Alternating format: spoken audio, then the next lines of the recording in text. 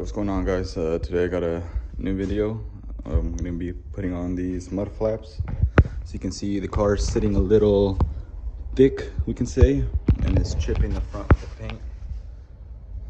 And yeah, I don't like that, so I'm gonna go ahead and throw some flaps on, see if it looks good. If it doesn't, I'll probably take them off, but we'll give it a shot. All right, so I went ahead and installed it. The front one fits good. Only issue is that I can't put the splitter back on, so I'm gonna go ahead and have to just trim the splitter a bit, and then hopefully it fits well. All right, got it off. Just did a small measurement. Needs about 1.5 inches off, at least to begin with. So we're gonna go ahead and start with that, and then test it fit again. So let's go ahead and cut it up. Got it marked up. Now put some safety on. Let's cut it.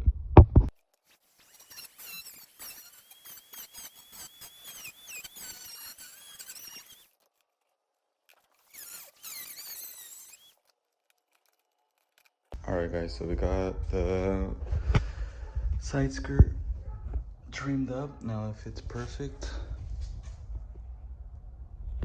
Hopefully that helps quite a bit with those rock chips there. Now we're gonna go ahead and install the rear. So let's go ahead and put the rear ones on and show you guys. It's pretty simple, real quick. I'll just show you. You just remove these fasteners, plastic tabs, and then this kind of slides into the actual rear bumper, and you have these two that can go in there, and then it has a hole in the bottom so you can drill up, but I'm not going to do that yet. So for now I'm just going to remove these and then put this on there. All right, so there we go, got it on. As you can see, just put the plastic pins right back where they go, hold it on. You can put that one screw in the bottom to secure it even more, but as of now I'm gonna leave it like that. But yeah, we got both of them on. Honestly, kind of added a little bit more of an aggressive stance to the car. And I do have something on the way that's gonna go on the rear bumper that's not the diffuser. So I might have to take that off later, but we'll see once it gets here. But yeah, it was a pretty easy install on the mud flaps. So, all right, I'm gonna go ahead and add this into this video.